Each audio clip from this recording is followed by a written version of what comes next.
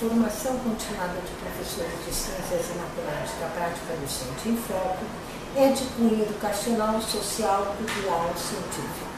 Seu principal objetivo é realizar a formação continuada de professores de ciências e matemática a partir da pesquisa da prática docente, que se efetuará pela parceria formada pelo professor da escola básica, aquele que indaga a sua prática e realiza a pesquisa sobre ela, e pelo professor universitário, aquele que orienta a trajetória da investigação. Então, ele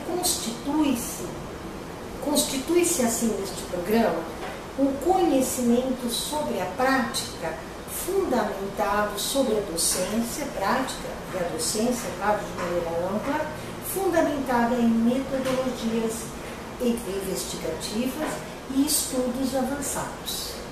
Este é um programa muito peculiar porque ele precisa da vontade do professor da escola. Então, ele não é um programa que vai abranger grandes convênios que atendam uma grande maioria de professores. Não, ele precisa do professor querendo fazer isso.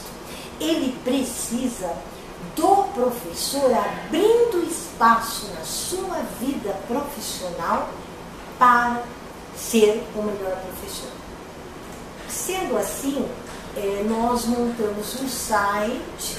Esse site tem o endereço dele http://gfop.unifesp.br.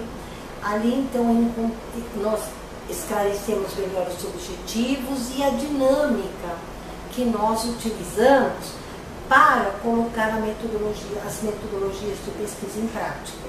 Então, o programa é composto de 3 grandes módulos.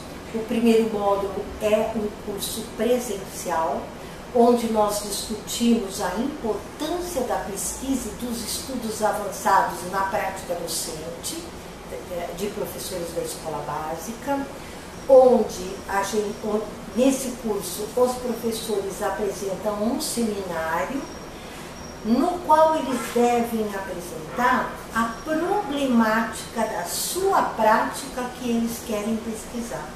Tá?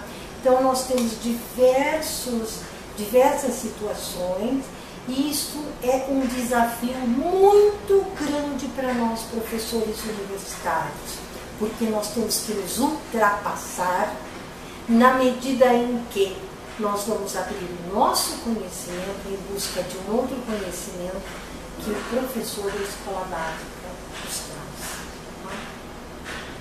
E feito esse curso, o professor então, e o professor apontando a problemática que ele quer investigar, ele participará então de um grupo de estudos e pesquisa sob a orientação de um professor, claro, né?